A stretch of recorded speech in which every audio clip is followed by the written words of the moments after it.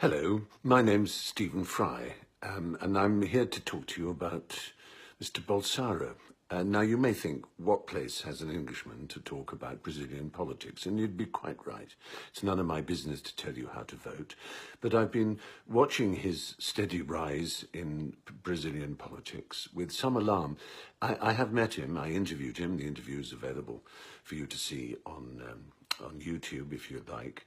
And I have to say, as I did at the time, it was one of the most chilling confrontations I ever had with a human being. I really felt I was looking into some very dead and frightening eyes indeed. What the camera didn't show was his cadre, his group of, I don't know, protection bodyguards. They were frightening enough. He lives in a fantasy world of militarism, which I find deeply upsetting and frightening. And I suppose, far from telling you how to vote, which is none of my business, I'd be the first to admit, I would ask you to speculate on what you think it means to be Brazilian.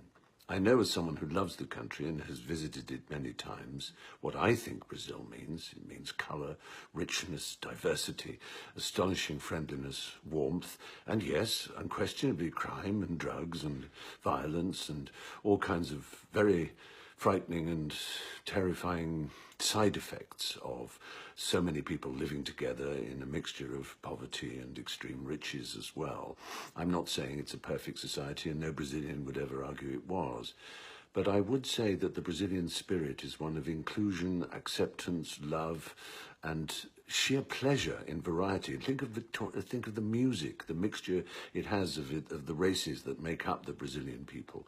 And think of the food. Think of all the art and the culture and the excitement and the parades and so on. They all speak to a wonderful mixture. What they don't suggest for a second is this mad nostalgia, this strange Trumpian belief that there is one Brazilian race, one ethnicity, one political and religious Brazil. I mean, does he want to be Emperor Maximilian? I don't understand really where he comes from. It seems to be a very dark, frightening and incredibly ignorant place. If the world is to be happier, it won't be by going backwards. It never has been, and it never will be.